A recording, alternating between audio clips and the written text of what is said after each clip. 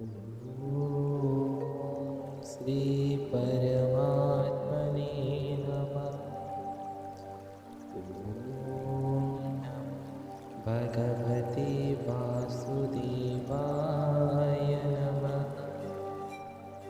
संजय उवाच दृष्ट्वा तु पाण्डवानीकं व्यूढं दुर्योधनस्तदा आचार्यमुपसंगम्य राजवचनमब्रवीत् पश्येतं पाण्डुपुत्राणामाचार्यमहतिं चमुं व्यूढं द्रुपदपुत्रेण तव शिष्येण धीमता। संजय कहिले, हे राजा, पांडवंकर युद्ध सज्जा देखि तुम्भपुत्र दुर्योधन द्रोण गुरुଙ୍କୁ सविनय कहिले, हे गुरुदेव, द्रुपद पुत्र द्वारा पांडव सैन्यଙ୍କ व्यूह किपरि अभेद्य भावे सज्जित होइअछि देखन्तु।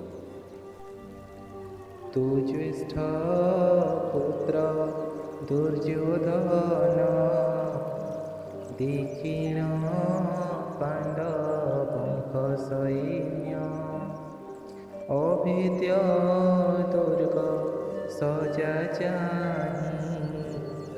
द्रोणको विनय कहै भो गुरुतर सन कर पांडव पर सैन्य वीर तुम्भर प्रिय शिष्य पार्थ संगते द्रुपदर पुत्र नीण पिब रचि छई न भेदी पारी